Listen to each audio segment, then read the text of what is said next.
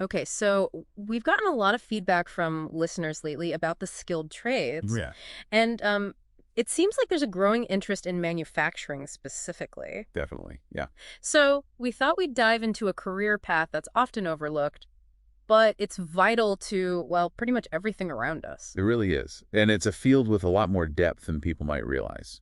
Right.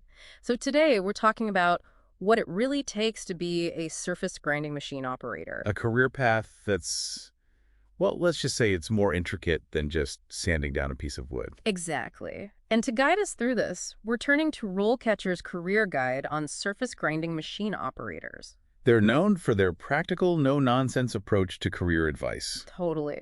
So their guide is packed with insights. Now, for those who might not be familiar with surface grinding, imagine taking like super fine sandpaper to metal. It's about precision. Yes, you're not just smoothing it out, you're creating a flawlessly perfect surface, often with tolerances thinner than a human hair. It's about way more than just smoothing things out. Yeah.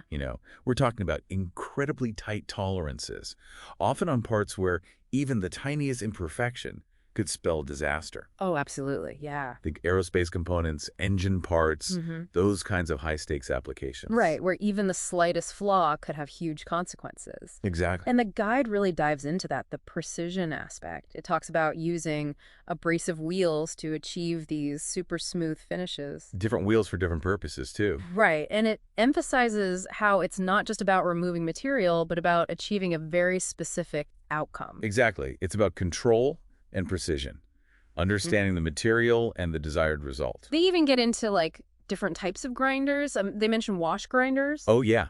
Those are key for certain applications. And I'll admit, that one threw me for a loop. What's the difference between a wash grinder and a standard grinding wheel? Well, imagine you've sanded something down. Okay, got it. A wash grinder is like the polishing step after that. Ah, It uses a much gentler abrasive, almost like a polishing wheel, to create that final, super smooth, almost mirror-like surface. so it's for parts that need to be extra precise. Exactly. Minimizing friction is essential for things like, high-speed machinery or components that need to move with incredible accuracy. That makes sense. So it's like, I don't know, if you're sanding a piece of wood to make it level, and then you use a really, really fine grit to make it perfectly smooth.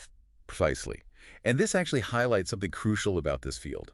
There's a surprising depth of knowledge involved. You really have to know your stuff. Exactly. You might not need to know every single type of grinder out there to get started, but it just shows you the level of detail and expertise that goes into creating these, really essential components. It's a lot more than just pushing a button. Exactly. Now, I think when a lot of people hear factory work, they might picture, like a dark, gritty environment. Is that accurate? What does the guide say about the work environment for a surface grinding machine operator? It's funny you should mention that Yeah.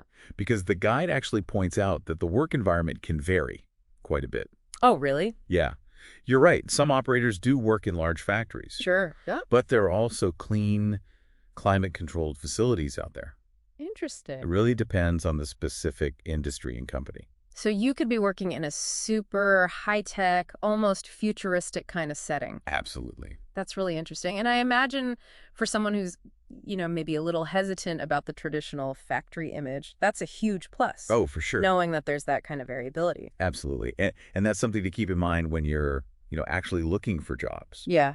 Do your research. Exactly. Research is key. When you're exploring potential employers, look for those that align with your preferences, whether it's a strong emphasis on safety, a company that's on the cutting edge of technology, Right. or even a workplace that's known for good work-life balance. Those factors are out there if you know where to look. It's not a one-size-fits-all kind of field. Not at all. Now, speaking of the future, is this, a career with staying power? What's the job outlook like for surface grinding machine operators these days? Well, the guide paints a pretty optimistic picture overall. Okay, good. It highlights industries that are continuing to grow: automotive, aerospace, construction, all sectors that rely heavily on surface grinding. That's reassuring to hear. But with all the talk about automation these days, especially in manufacturing, I'm curious, does the guide address that at all? They do. They acknowledge that automation is a factor, Okay. just like it is in many skilled trades, really. Right. However, their point is that continuous learning is more important than ever. Oh, interesting. So it's not necessarily about being replaced, but about adapting to the new technology. Exactly. This is where those workshops and seminars they mentioned earlier become really valuable. Staying up to date on the latest advancements can really set you apart. So it seems like the message is clear. No job is completely future-proof. But by being adaptable, by actively developing your skills, you can build a pretty solid career path. Precisely.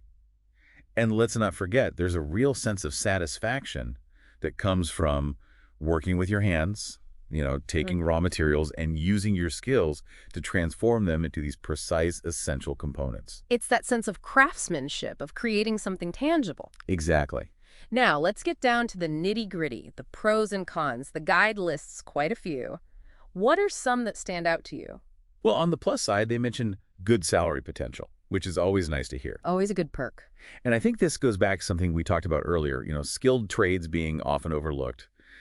It means there can be less competition for those well-paying roles. That's a good point. It's a good reminder that a 4-year degree isn't the only path to a good income.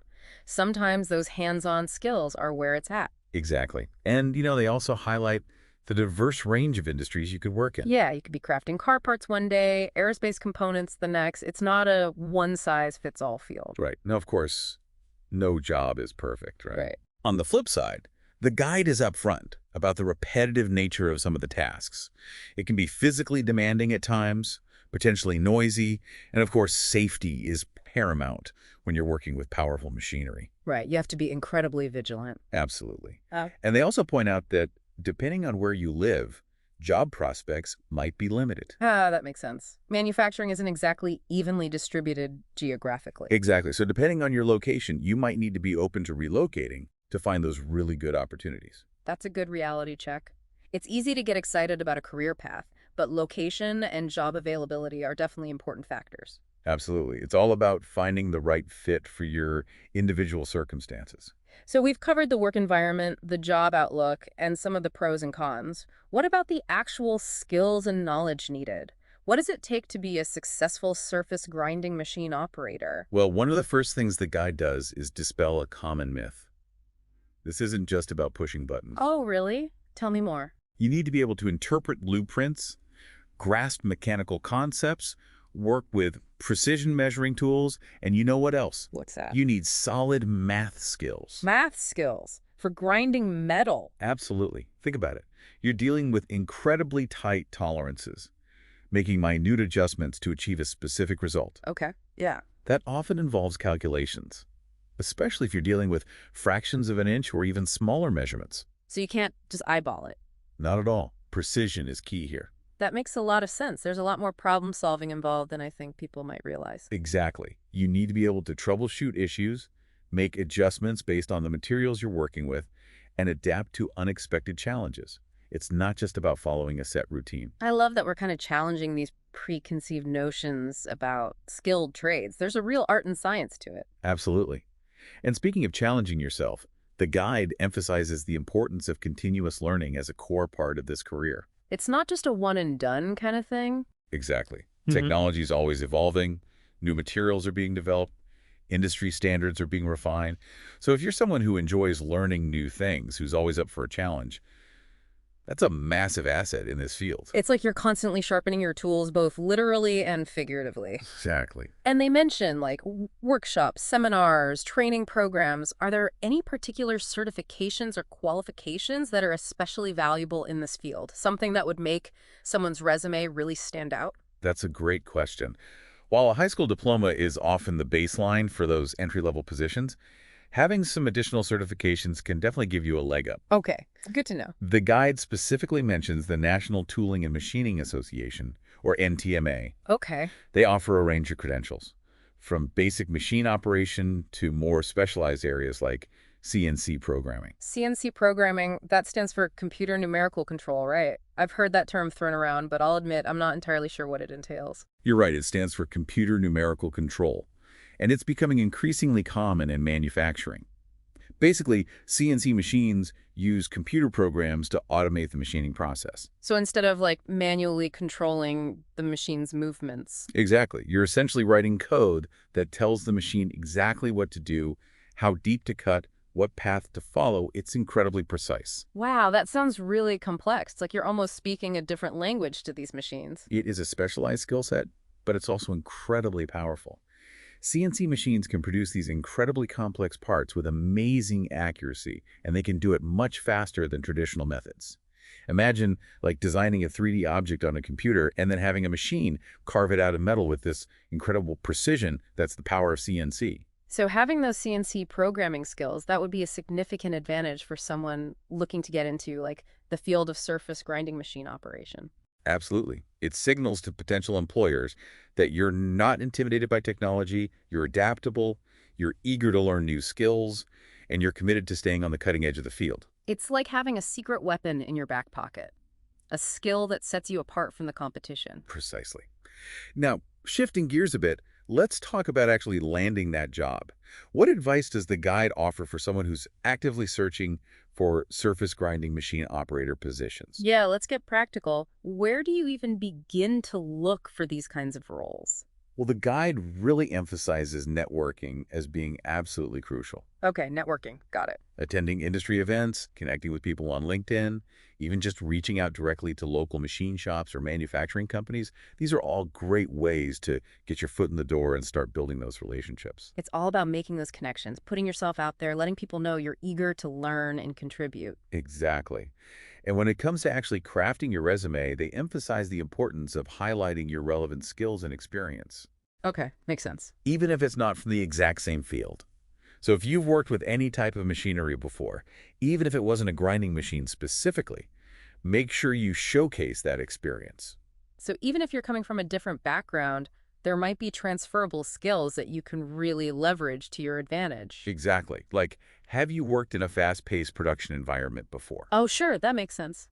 That kind of experience demonstrates your ability to work under pressure, to meet deadlines, to maintain that high level of accuracy, all of which are incredibly valuable in this line of work. Right, those are essential skills in any manufacturing setting. Exactly. And speaking of accuracy, the guide also stresses the importance of tailoring your resume to each specific job description. And speaking of accuracy, the guide also stresses the importance of tailoring your resume to each specific job description. Oh, absolutely. It's not just a one-size-fits-all kind of thing. No, you really want to highlight those key words and phrases that are specific to each job posting. So it's like you're speaking the language of the job description, showing them that you've taken the time to understand their specific needs. Precisely. And while we're on the topic of putting your best foot forward, don't underestimate the power of a well-crafted cover letter. Cover letters. People still use those. I thought those were like going the way of the dinosaurs in this digital age. You'd be surprised. A thoughtful cover letter can really make you stand out from the crowd. Really? Oh, yeah. It's your opportunity to make a personal connection, to show your enthusiasm for the role, and to explain why you're the perfect fit for that specific company. It's like adding a human touch to your application, in this sea of digital resumes. It's your chance to show them you're not just sending out generic applications, that you've actually done your research, you're genuinely interested. Exactly. And that level of initiative really speaks volumes. Now, assuming your stellar resume and cover letter have landed you an interview, Okay. let's talk about how to ace that all-important meeting. It's showtime. Exactly. The guide has a whole section on interview prep, which, let's face it, it's make or break time. It's your moment to really sell yourself, let your passion shine through. For sure. So what kind of interview questions should candidates anticipate for like a surface grinding machine operator position? Well, be ready to discuss your prior experience with machinery, obviously. Right. Your grasp of safety procedures, Of course. Yeah. and your ability to interpret, like blueprints, technical drawings, that sort of thing. Okay. Makes sense. They might also ask you to describe a time you had to troubleshoot a problem with a machine, or a time you had to work under pressure to meet a deadline. So it's a good idea to have like a few concrete examples in mind that really showcase your skills, your problem-solving abilities. Absolutely. Be prepared to back up those claims on your resume with real-world examples. And don't be afraid to ask questions during the interview as well, right? Oh, absolutely. That's key. It shows you're engaged, you're curious. It shows you're thinking critically about the role, how you would fit into the team. It's not just a one-way street. Exactly. Yeah. Remember, they're trying to decide if you're the right fit for them, but you should be doing the same. Oh, that's such a good point. Don't be afraid to ask about things like company culture, opportunities for professional development, or even The work-life balance. It's easy to get caught up in like the pressure of the job search and forget that it's also about finding a company and a work environment that, really align with your values, your goals. Exactly. Finding the right fit is about so much more than just the job description. It's about finding a place where you can thrive both professionally and personally. This has been such an eye-opening conversation. I mean, the RoleCatcher guide is clearly packed with valuable information for anyone who's considering, a career as a surface grinding machine operator. It really is.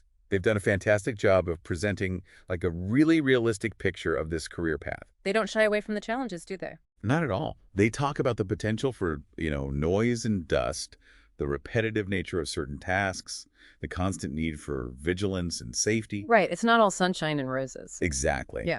But they also highlight the incredible skill, precision, that behind-the-scenes artistry that's involved. And I think it strikes a great balance, Yeah. between the honesty and the inspiration. Oh, for sure. It doesn't sugarcoat things, but it also leaves you feeling kind of excited about the possibilities. And you know what else I appreciate about it? What's that? They go beyond just the basics. They provide links to external resources like professional organizations and industry publications that can really help you take that next step. Oh, that's right. They mentioned the International Association of Machinists and Aerospace Workers, for example. Exactly. And connecting with those kinds of organizations, going to industry events, even just keeping up with, relevant companies and professionals on social media. Those are all great ways to kind of get a feel for the industry, learn about new technologies and trends, maybe even find mentors or future colleagues. It's like taking your research to the next level. The guide gives you that solid foundation, and then it encourages you to go out there and, build on that knowledge, make those connections, really immerse yourself. Become an active participant in your career journey, really. Precisely. And realizing that learning doesn't stop once you land that job, right? Exactly. And I think that's a perfect note to end on. Whether you're considering a career as a surface grinding machine operator or really any other skilled trade, that continuous learning, that thirst for knowledge, it's absolutely essential. It's about becoming an active participant in your career journey, really. Realizing that learning doesn't stop once you've, landed the job. Precisely. And I think that's a perfect note to end on. Whether you're considering a career as a surface grinding machine operator or really any other skilled trade, that continuous learning, that thirst for knowledge, it's absolutely essential. It really is. It's what keeps you moving forward, keeps you engaged, keeps you valuable in a constantly evolving job market. So to our listener, we hope this deep dive has given you a clearer understanding of what a career in surface grinding, really looks like. It's a field with its challenges, for sure, Mhm. but also incredible rewards. And remember, the RoleCatcher Guide is a fantastic starting point, but your journey doesn't end there. Exactly. Cool. Take what you've learned, do your own research, talk to people in the field, and most importantly, Yeah. don't be afraid to roll up your sleeves and get some hands-on experience. You never know where that curiosity and that willingness to learn might lead you. Thanks for joining us for this deep dive into the world of skilled trades. Absolutely. And remember, the future belongs to those who are willing to learn, adapt, and of course, grind away at those goals. Until next time, keep exploring, keep learning, and keep those wheels turning.